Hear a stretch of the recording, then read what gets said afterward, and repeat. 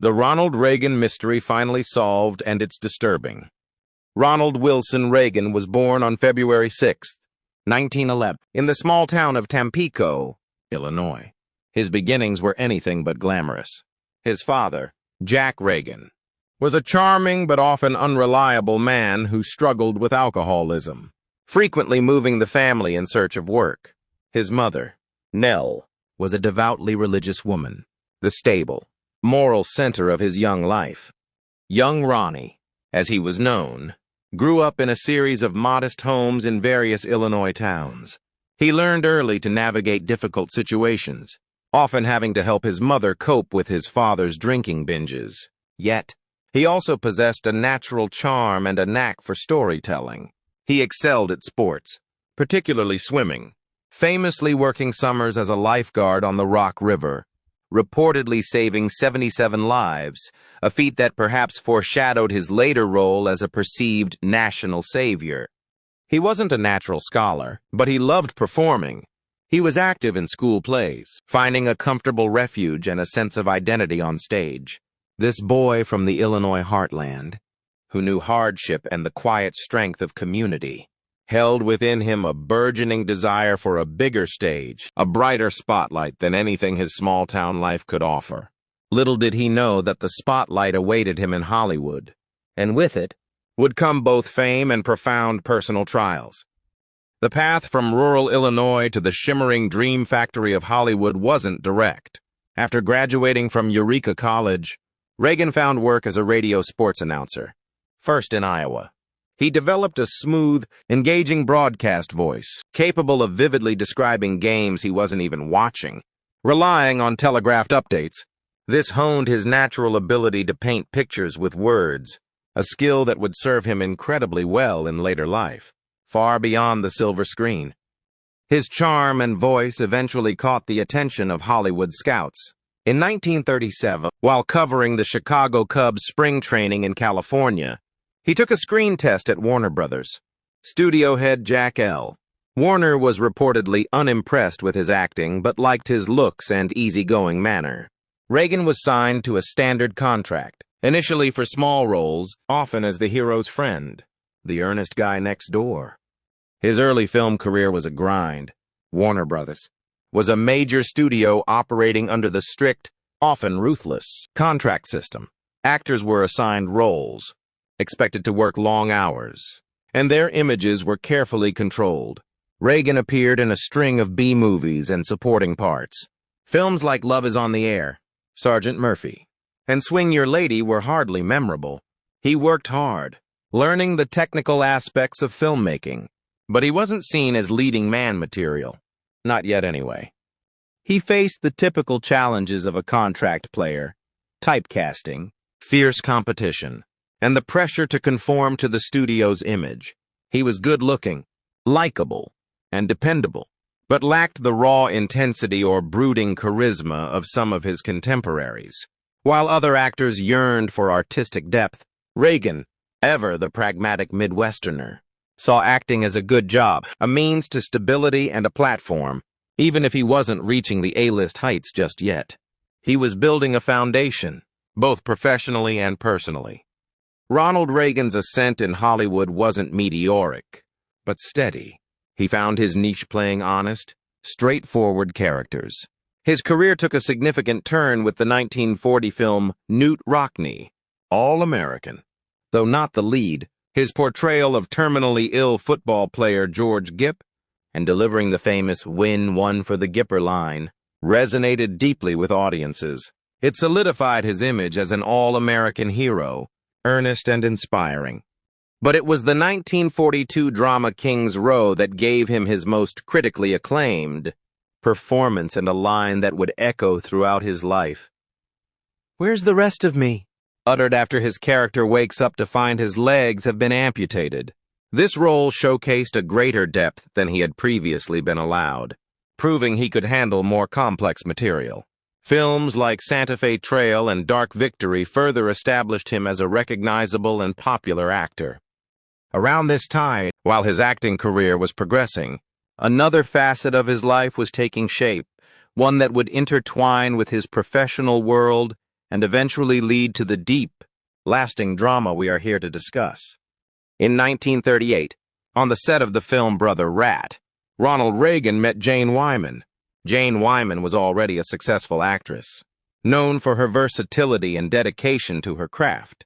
Born Sarah Jane Mayfield in 1917, she had a more challenging and complex background than Reagan, marked by family difficulties. She was ambitious, focused, and deeply committed to her art. She had a sharp wit and a no-nonsense approach to her career, a stark contrast in some ways to Reagan's more easygoing, public persona-focused demeanor. They married in 1940. To the outside world, they appeared to be a perfect Hollywood couple, handsome, talented, and increasingly prominent. They worked together again in films like An Angel from Texas and Tugboat Annie Sails Again. They had 2 children, Maureen and Michael, and a daughter, Christine, who tragically died shortly after birth, an early, shared sorrow. While Jane continued to focus intensely on her acting, pushing for more challenging roles, Reagan's interests were broadening. He became increasingly involved in the Screen Actors Guild SAG, eventually serving as its president for multiple terms starting in 1947. This position thrust him into the world of labor negotiations, politics within the industry, and public speaking on issues beyond film. As the 1940s progressed, their paths, though still appearing intertwined, were beginning to subtly diverge. Jane was driven by the pursuit of acting excellence, culminating in her Oscar win for Johnny Belinda in 1948. Ronald was being drawn towards a different kind of stage, the political platform, and it was this fundamental difference in ambition, this divergence of their deepest passions, that would become the root of a bitter, long-held resentment. The marriage of Ronald Reagan and Jane Wyman outwardly seemed like a Hollywood success story for a time. They were attractive. They had children. They navigated the pressures of fame together. But beneath the surface, cracks were forming. Cracks that would eventually shatter the foundation and leave a lasting scar on Ronald Reagan. The core issue wasn't infidelity or typical Hollywood scandal, at least not according to most accounts. It was something more fundamental, a profound difference in what they wanted out of life and what they valued most. Jane Wyman was an artist. She was dedicated to acting as a craft. After her Oscar win for Johnny Belinda, she was at the peak of her powers, eager to take on challenging, dramatic roles. Her focus was squarely on her performances, her film projects, and advancing her career as a serious actress. Ronald Reagan, however, was evolving. While he enjoyed acting, he was discovering a new passion, a new talent, connecting with people through public speaking, articulating ideas, and engaging in political and social issues. His role as SAG president was more than just a union job for him. It was a gateway to a wider world of influence. He was also becoming a prominent spokesman for General Electric, touring the country giving speeches at GE plants, articulating a conservative, pro-business philosophy that was becoming increasingly central to his identity. And here lay the devastating chasm. Jane Wyman, according to numerous biographers and those who knew the couple, simply wasn't interested in politics. She found Reagan's long, philosophical speeches boring, while he was animated and energized by discussing current events and conservative principles. She was reportedly indifferent, sometimes even openly dismissive. Imagine it, Reagan, coming home brimming with ideas from a GE tour or a SAG meeting, eager to share his thoughts and feelings about the state of the world, only to be met with a blank stare, a change of subject, or a weary sigh from the woman he saw as his partner. For a man who thrives on connecting and persuading, this lack of engagement, this apparent disinterest from his wife in the very things that were becoming his life's driving force, must have been deeply hurtful. Biographers suggest that Reagan craved Wyman's respect and validation for this new, burgeoning identity as a public figure and potential political force. When he didn't receive it, when she signaled through her words or lack thereof that she preferred him to focus on being a Hollywood actor, it created a deep sense of rejection and misunderstanding. Their differing ambitions weren't just about separate careers, they were about fundamentally different visions for their shared future and, critically, for his identity. This fundamental incompatibility, this growing chasm of shared interests and support, built quietly until it became unbearable. The lively debates he sought turned into strained silences. The shared goals of a Hollywood power couple gave way to two individuals pulling in opposite directions. The seeds of discontent had been sown, watered by indifference, and nurtured by diverging dreams, and they were about to bloom into a bitterness that would define one side of this relationship for the rest of Ronald Reagan's life. And so we arrive at the heart of the mystery, the core question that lingers decades later. Why did Ronald Reagan, the man known for his geniality, his optimism, his capacity to connect with millions, harbor such a profound, negative feeling, some might even call it hate, towards Jane Wyman, the mother of his children, the woman he shared a significant decade of his life with? The reason, according to historians, biographers, and those who observed their relationship closely, wasn't simple. It was a complex interplay of hurt, rejection, differing ambitions, and perhaps a fundamental misunderstanding of each other's deepest needs. Let's be clear. The public reason for their divorce, filed by Jane Wyman in 1948 and finalized in 1949, was incompatibility, a common phrase in divorce papers, often masking deeper issues. In their case, that incompatibility was rooted firmly in their diverging paths. Jane was an actress, first and foremost. She saw her work as her primary purpose, her artistic fulfillment. Ronald was increasingly seeing acting as merely a means to an end, a platform from which to launch into something else, a career as a public figure, a spokesman, a political voice. Biographer Gary Wills, in his book Reagan's America, Innocence at Home, and others have detailed this period, painting a picture of a marriage breaking under the weight of divergent aspirations. Reagan would come home after a GE speech, excited about the enthusiastic response he received, eager to discuss the issues he raised. Jane, tired from filming or simply uninterested in his political musings, would shut down the conversation. She might say something dismissive like, "Ronnie, I can't face another one of your talks right now." Or, even worse, she might simply ignore him, picking up a script or turning on the television. For a man whose core need, some speculate, was to be heard, validated, and seen as a serious thinker and leader, this lack of engagement from his wife was a devastating blow. He wasn't just talking about his day job. He was talking about his burgeoning identity, his passion, his future direction. Her indifference wasn't just about politics. It felt like indifference to him, to the man he was becoming. Consider the dynamic. Here was Ronald Reagan, building this new persona as a powerful communicator, getting standing ovations from GE employees and civic groups across the country.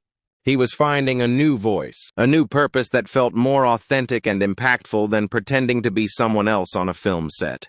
He wanted his wife, his partner, to share in this excitement, to be his biggest supporter. When she recoiled, when she showed disinterest or, more hurtfully, boredom, it struck at the very core of his emerging identity. Sources close to the couple at the time noted the increasing tension. Arguments became more frequent, often centered around Reagan's time spent away on GE tours or his preoccupation with SAG politics and national issues. Jane reportedly felt neglected, secondary to his new passions. She wanted a husband who was present, focused on their family life and their shared career in Hollywood. Reagan, meanwhile, was drifting further and further away from that singular focus. Then came the filing for divorce. It was Jane Wyman who initiated the legal separation. For Ronald Reagan, a man who projected an image of control and strength, being the one left behind, the one rejected by his wife, was deeply wounding. It challenged his narrative of himself. He was the hero, the rescuer, the charming leading man. Being served divorce papers by his wife felt like a public and deeply personal failure. Biographers suggest this act of being left by Jane Wyman had a profound and lasting impact on Reagan. It wasn't just the end of a marriage. It was, perhaps, perceived as a repudiation of the path he was choosing. She was choosing Hollywood, acting, the world they had built together, over the political and public life he was increasingly drawn to. In his eyes, her leaving wasn't just about their relationship ending. It was about her rejecting his fundamental aspirations and who he was becoming. The true intensity of Reagan's feelings became apparent after the divorce. This is where the utterly hated perception takes root. While many divorced couples manage to maintain a civil relationship, especially for the sake of their children or shared social circles, Reagan's approach to Jane Wyman was marked by a chilling, consistent distance. He rarely, if ever, spoke her name publicly after the divorce, particularly once his political career took off. In countless speeches, interviews, and even his own memoirs, Jane Wyman was largely absent. A ghost from a past life he seemed determined to erase from his narrative. Compare this to how people typically acknowledge their former spouses, even briefly. When recounting their life stories, Reagan's silence was deafening. Those who knew him noticed this deliberate omission. It wasn't just a matter of moving on, it felt like a conscious decision to deny her significance in his history. This isn't standard post-divorce behavior. It suggests a deeper, unresolved bitterness. It suggests that the wound inflicted by the divorce, and the reasons behind it, never truly healed for him. Consider the specific instances of their paths crossing years later. While Hollywood is a relatively small world, and both remained prominent figures, encounters between Ronald Reagan and Jane Wyman were exceedingly rare and, when they did occur, marked by palpable coldness.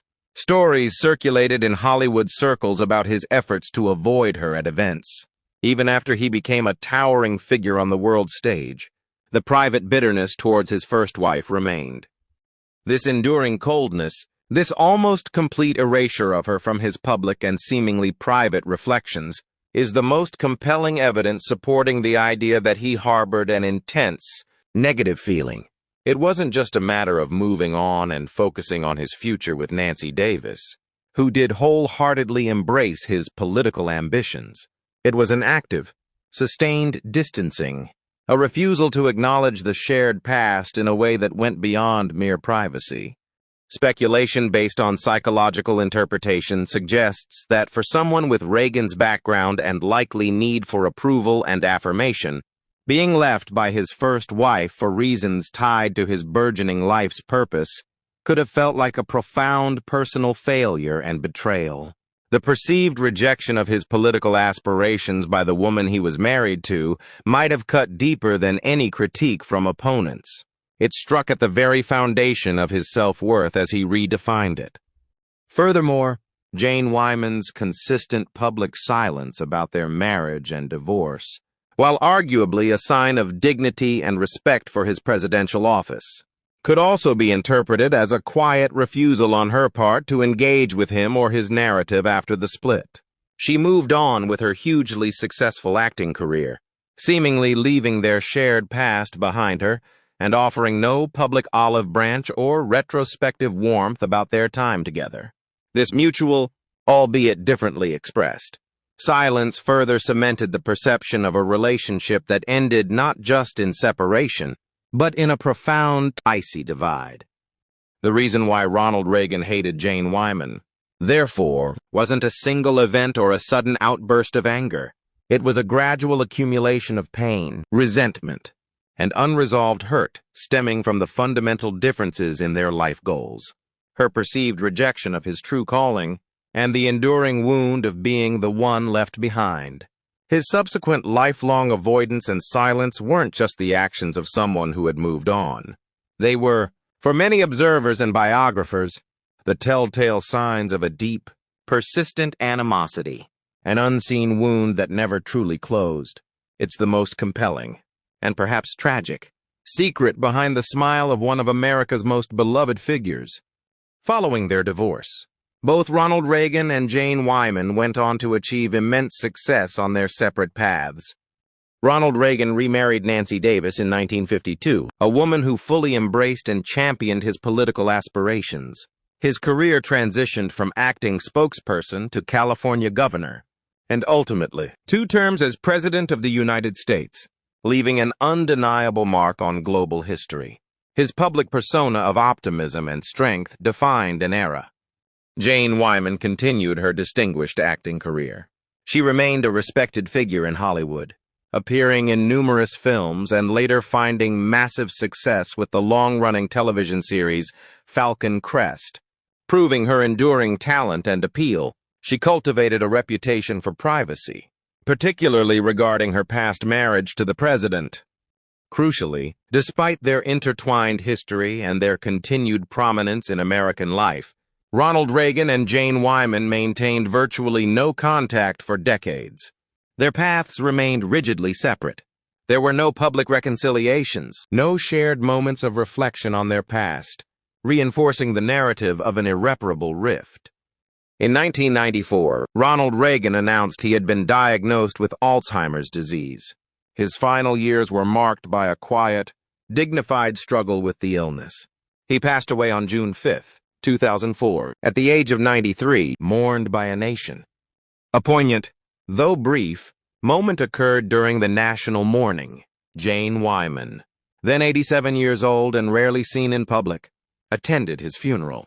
She arrived quietly, offered her respects with her children, and departed without making any public statement. It was a somber, private acknowledgement of a shared history, but it did not signify a late-life reconciliation of the deep-seated feelings that had separated them for so long. Jane Wyman lived a few years longer, passing away peacefully at her home on September 10, 2007, at the age of 90. To the end, she maintained her privacy regarding her marriage to Ronald Reagan, taking her perspective on their complex relationship with her. Ronald Reagan and Jane Wyman were 2 enormously talented individuals who reached the pinnacle of their respective fields. One, the presidency, the other an Academy Award and enduring television stardom. Their story began as a Hollywood romance, a seemingly perfect union of 2 rising stars. But as we've explored, their differing ambitions, their fundamentally divergent visions for their lives, created a chasm that ultimately led to divorce and, from Ronald Reagan's side, a deep, lasting bitterness. The political arena that energized Reagan was the very thing that alienated Wyman. Her dedication to her acting craft wasn't enough to bridge the gap with his burgeoning political passion. Their story serves as a poignant reminder that behind the dazzling lights of Hollywood and the powerful facade of politics, there are complex human emotions, unhealed wounds, and relationships scarred by the pressures of fame and differing dreams. The mystery of why Ronald Reagan seemingly harbored such intense negative feelings towards Jane Wyman finds its most compelling explanation in the clash of their ambitions and the personal cost of chasing separate destinies. It reveals that even for a man whose public image was built on warmth and optimism, some hurts ran so deep, some rifts were so profound, they could never truly be mended. It's a hidden chapter in the life of a president, a personal drama played out far from the cameras, leaving us to ponder the true cost of chasing separate destinies.